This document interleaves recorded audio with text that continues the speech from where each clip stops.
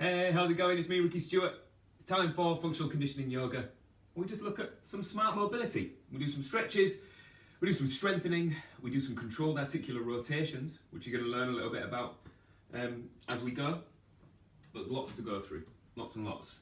So let's get started. If you can just sit on the edge of something, it can be a sofa, chair, anything, or you can just sit cross-legged, and that works as well. I like cross-legged. I've learned to deal with it. It's not my it was never my easiest position. When I was at primary school, you used to have to sit in assembly with cross-legged. I was clinging on for dear life. I was going to fall over all the time. But now, I'm a yoga teacher and I do mobility for a living. Yeah, it's kind of easy and I'm kind of good for it. But this sitting here, right on the edge of something so that my spine is stacked up here, I kind of like it because I can explore different shapes that I'm in. And a lot of this is going to be about exploration of the different shapes that you can make. We've all got something different going on. We all have a different weak link.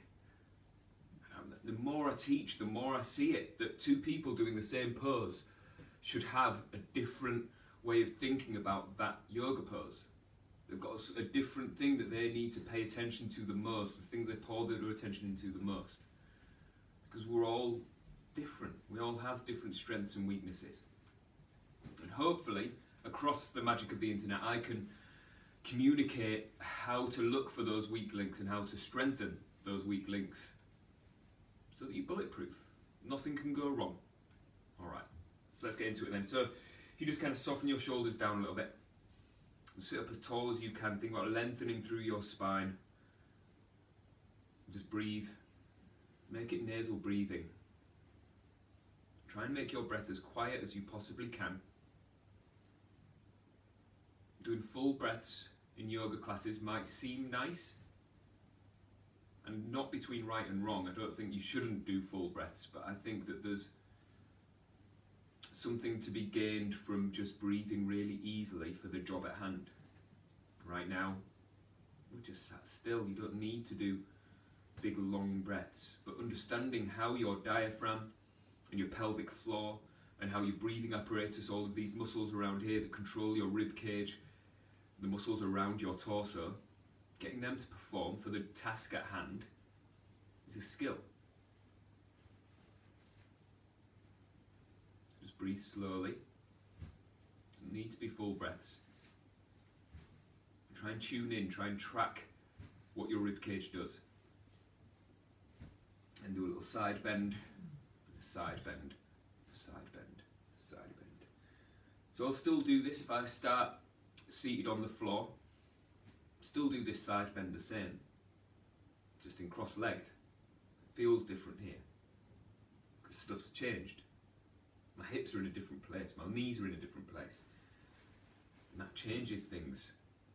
And we have to realise that all exercise, all mobility work, all strength work is specific to the shapes that you are making when you are doing it. So if there's something that just goes along for the ride and always does its habit, you're confirming that habit. So if you only side bend one way, like maybe you only side bend leaning forwards a little bit with your neck jutted forward, with your chin jutted forwards like this, you're training that to happen. Let's see if we can expand our repertoire and just change this just a little bit so everything is deliberate. Every little bit about it has got some thought process behind it. Then cross your arms over your chest and rotate. See if you can keep your head out of this. I'll keep repeating this, but it's not between wrong and right. When I tell you to do specific things, I'm just doing it just to see if you can, and see if it resonates with you, and see if it keeps you moving better. Because I'm looking for thoracic rotation, so this part of my spine doing rotation, being able to breathe. I don't need my head to turn around. My head and my eyes will trick me into thinking that I'm going further if I look behind me. That's it. And then do a little crunch into extension, into crunch, into extension. So I'm trying to make this turtle back shape, so I'm trying to make my back round, and then I'm finding myself into thoracic extension plus a little bit of lumbar extension, back down again. Then coming down onto all fours. Let's just separate out our shoulder blades for a second. If your wrists don't like doing this, always you can just raise it a little bit and this still works, because we're going to go shoulder blades together, shoulder blades apart, shoulder blades together, shoulder blades apart, whichever version suits you best. So have a look at my spine and see how this is only shoulder blades moving just now. And then see if you can do a big circle, which looks like, let's get these cues down. If you start, shoulder blades spread so your chest is high. I want you to lengthen your neck, squeeze shoulder blades together with a long neck, then shrug your shoulders up to your ears, push the floor away, and pull your head forwards, down, up. So you're making these shoulder blades travel to all four corners of where they could possibly move on your rib cage. See if you can send a little bit of toning, a little bit of strengthening to the muscles of your belly. Keep this going, and see if you can change direction. See if you can keep your elbows straight. So as you go shoulder blades together, you always automatically go like this. That isn't it. I want to see if you can move shoulder blades really separately from everything else. You can change direction as many times as you want, especially if you find a path that is difficult for you. If you feel it and you're like, I really can't quite control that, that's where you should work. That's where you need to put the most work in. Okay, and then go tuck your chin, push your rib cage up, belly up, and push fingertips down, and then see if you can only tilt lumbar spine, thoracic spine. Keep your shoulder blades spread as you lift your chin, and then look up. You're in full extension here. Just hold this here for a second. You're kind of pulling all of the tissue in your back together. All the tissue down your front comes apart. And then tuck your chin. Tuck your chin more. Tuck your chin more. Tuck your chin more. More. Until you can find this cat pose. Then peel out of it from the coccyx, one vertebra at a time. Thoracic spine into neck. And then start again from the neck.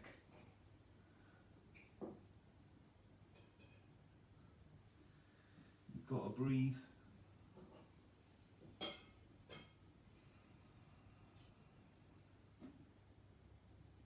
Nice. And then come back to centre. And just do little side bends.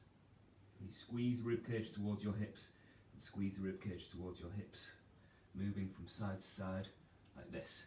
So this is oblique work, so muscles down the sides of your belly. It's easy to click into end range, click, end range, click, end range, and there's nothing happening in between. I want to see everything happen in between. You can squeeze yourself all the way across, all the way across. Perfect. And then coming up onto your knees. I like sitting on my feet like this. This is comfy for me. If this isn't comfy for you, like your ankles don't bend this way, just come up high on your knees and it's the same. It's not much different. I just prefer this for me. Cross your arms over your chest and do a little crunch. So still working on this spine stuff and being able to find pathways and find different shapes. So if you just do this crunch and rotate and feel these two corners, and then do this crunch and rotate and tilt, rotate and tilt, rotate and tilt. You see how I'm like falling over sideways and rotating at the same time? I'm trying to find a little bit of control in all of these shapes. And honestly, they feel a little bit new. They feel a little bit like I don't have very much strength rotated and tilted. Better than it used to be because I've been practicing.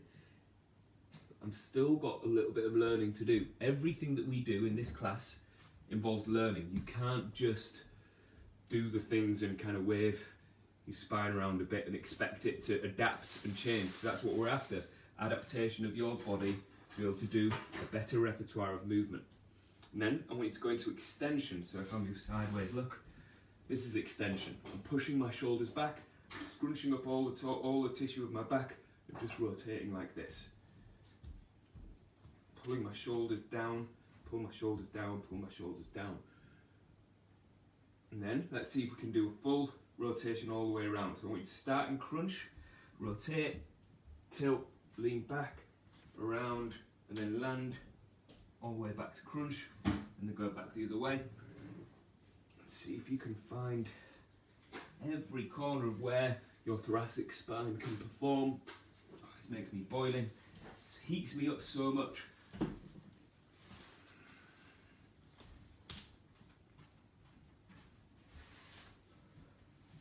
one more.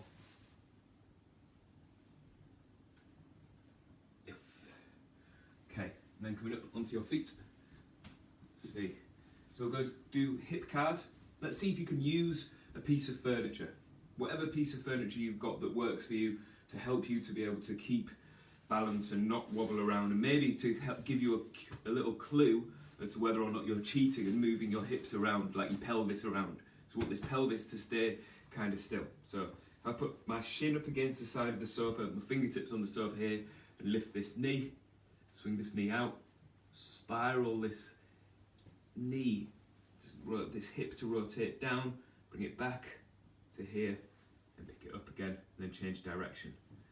Coming back, shin out, knee up, across, back.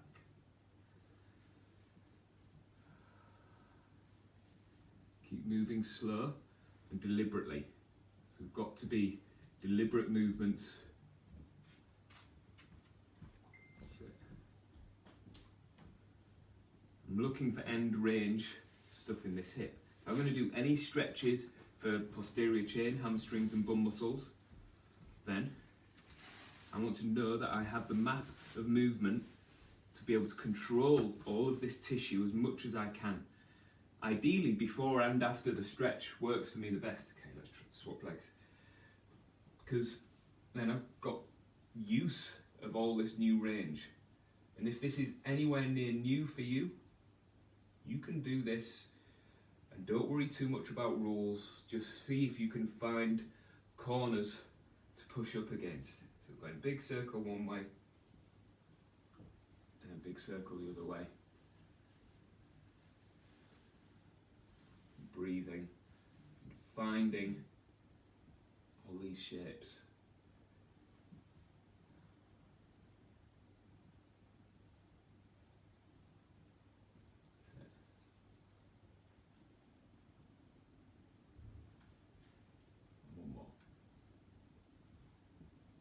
Perfect. Right, so those hips are kind of primed, ready. Let's go a little bit further into this. So we've all got a habit of slotting this hip into either internal or external rotation. If you could just point this foot forwards, go internal, external, internal, external, and move this hip right from its root. You should be able to feel that twist.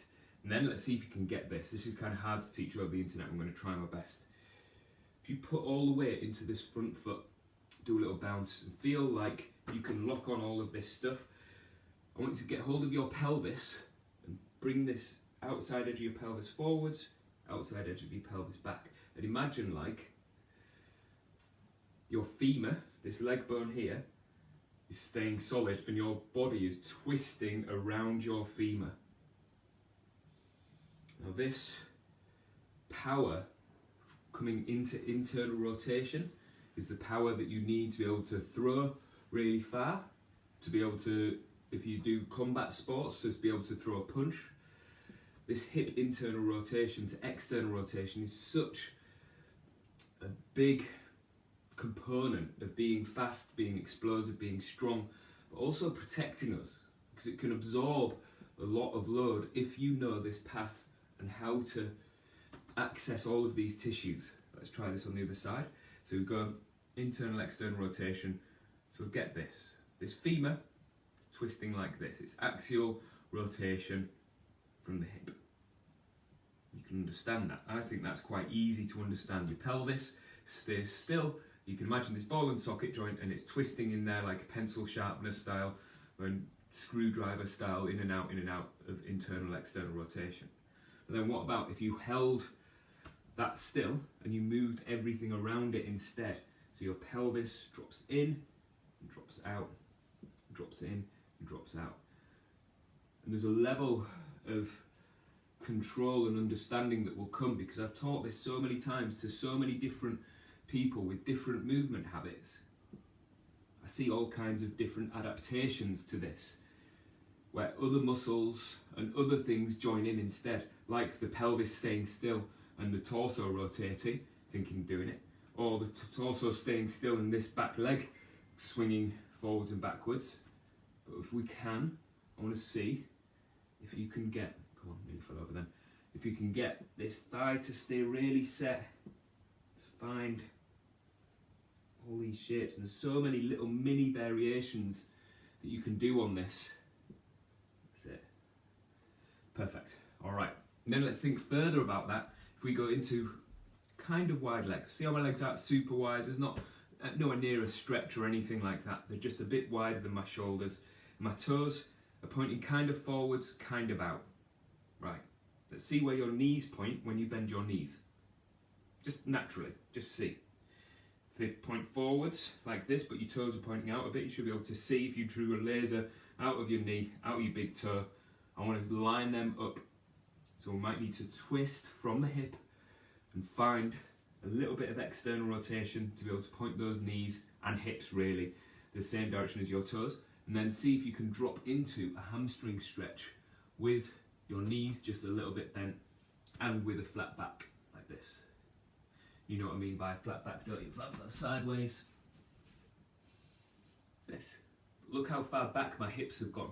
So I'm not hanging over because I need to lock my knees if I'm going to fully hang over. It's not that.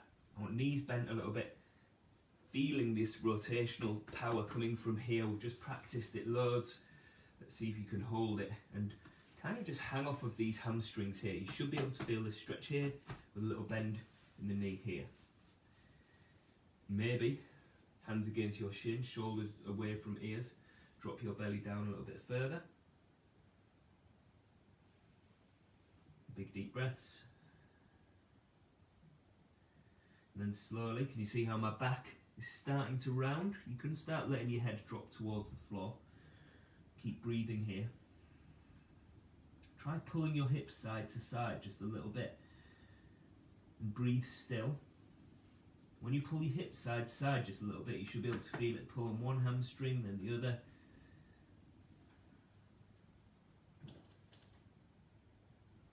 That's it. Walk your hands through underneath your legs. Pull the weight forwards into your toes. That's it.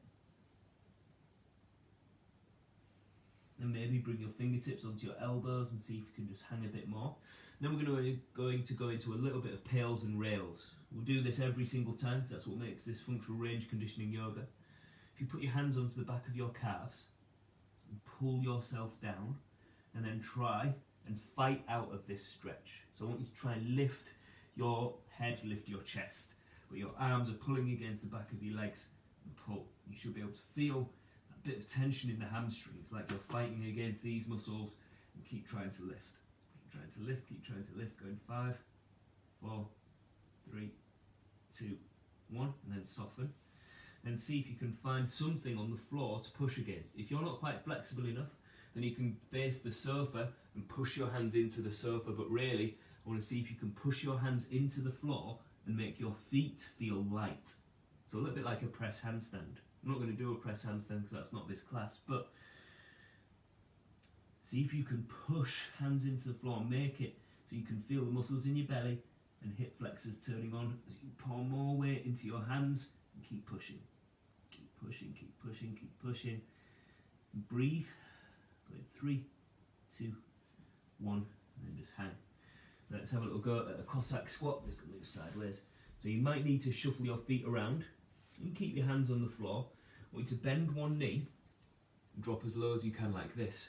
See how my footprint on that straight leg is staying, and then push back up and over to the side. And find this little groin stretch here, and push back up and over to the side. Keep breathing and moving.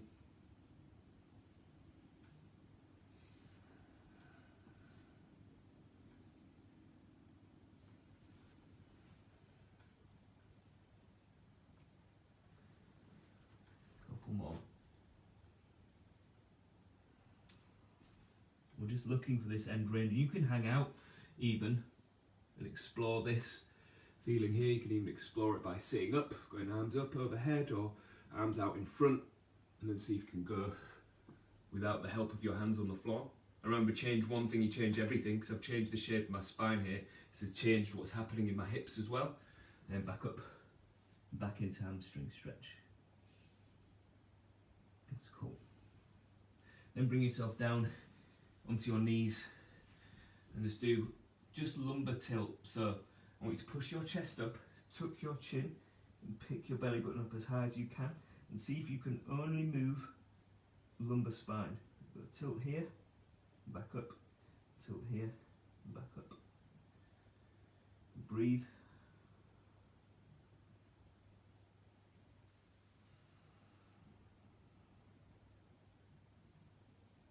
That's it.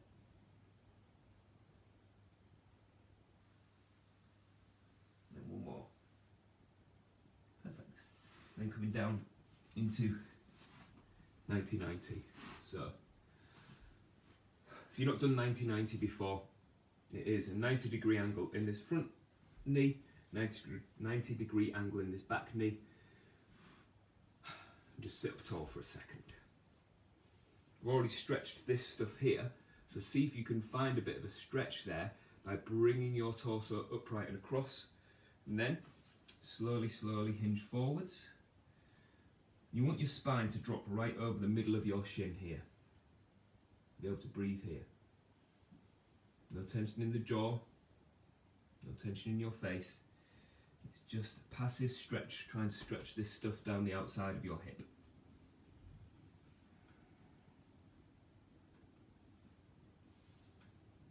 Keep breathing, keep dropping into this.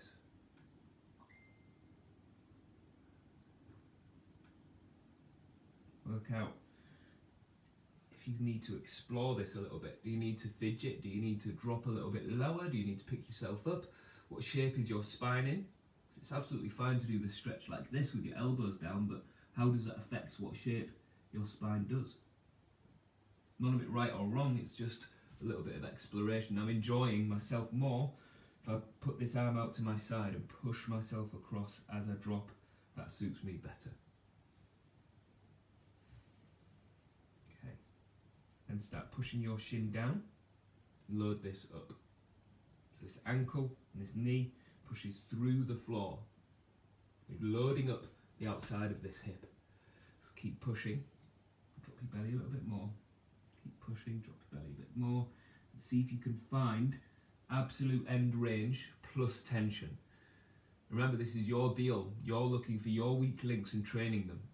If it feels vulnerable, it's probably vulnerable, and you can back away a little bit, either with the amount of pushing or the amount of range that you're in. But there's got to be some kind of learning, there's got to be some getting your body to try to adapt. And then, lift your chest and see if you can lift this foot and actually get air time with it here. So you're holding it up maybe with your hand, take your hand away and try and own that shape that you've just done. And it's pulling this thigh up towards your chest, pulling this foot towards your face, so that we own a little bit more external rotation of this hip. And then drop and stretch. That's it. And swing this back leg around to the front, swing this leg back. We are in 90-90 the other way. So before we get into this, just have a little check-in with this position here and see how upright you can make your torso, which asks a lot of hip abduction, so this leg going out this way, and see where your limit is. We've all got a different limit, and there'll just be a way that you'll adapt to it if you can adapt to it. We'll keep working out how to strengthen these hips and be able to add these ranges into our repertoire. Okay, let's hinge forwards. Bring your torso across your body just a little bit.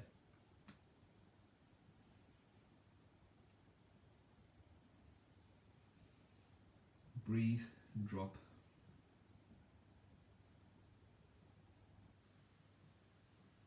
That's it.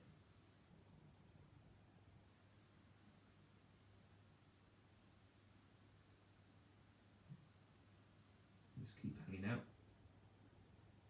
Keep dropping a little bit lower. Keep hanging out. So we're looking for this stretch to feel in the outside of this hip.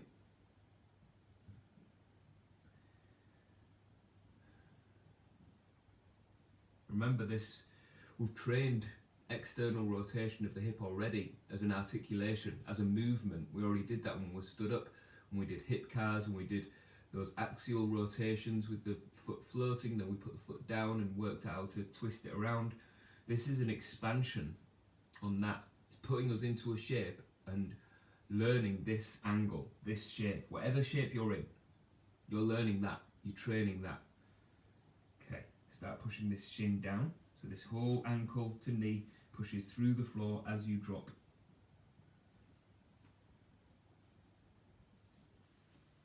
That's it. Keep pushing, keep dropping.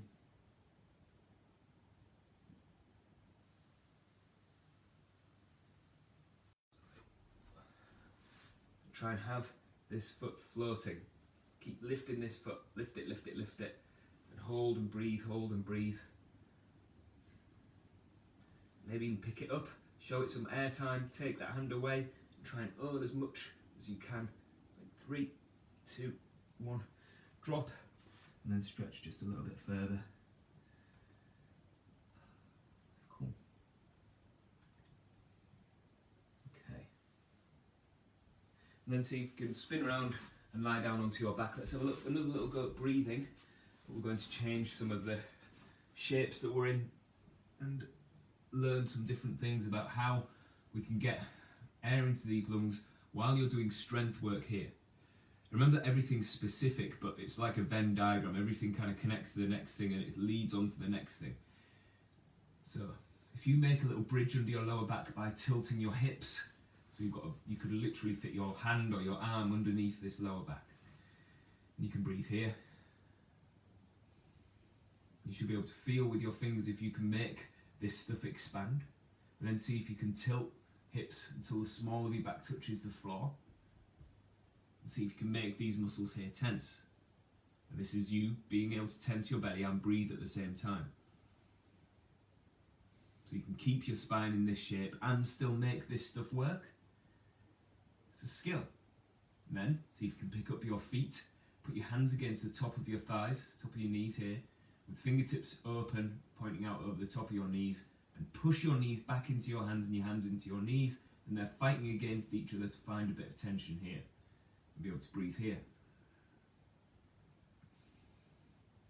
See if you can push as hard as you can, and still breathe.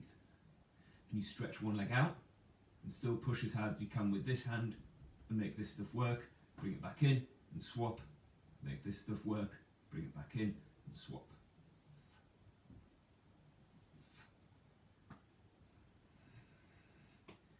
Every time this knee reconnects, finding tension here. That's it. And then hug knees into your chest and just rock side to side. So that's important that you can make tension happen here and still be able to breathe while you move other limbs around. That's my best way of teaching that, because it gives you something external to push against, but you take away that external thing that you're pushing against, like your hands against your knees, and then you can learn how to keep this tension on with all of these muscles around here. Cool. Okay. Then bring your heels together, bring your hands down to the floor, push your elbows down, push your fingertips down, and reach your feet up. And try and see if you can keep your coccyx down, but use your hip flexors to find a hamstring stretch. So maybe your toes pull down, and you pull those toes back towards the back of the room, with elbows and fingertips pushing, and make those hip flexors and the muscles in your belly work. 3, 2, 1. Bring those knees down. And then roll yourself back up into seated, into cross-legged.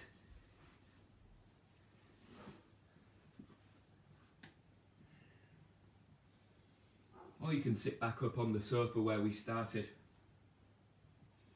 Just do a little fidget first. Maybe move your neck side to side. Ear to shoulder, ear to shoulder. Then cross your arms over your knees tuck your chin and roll forwards.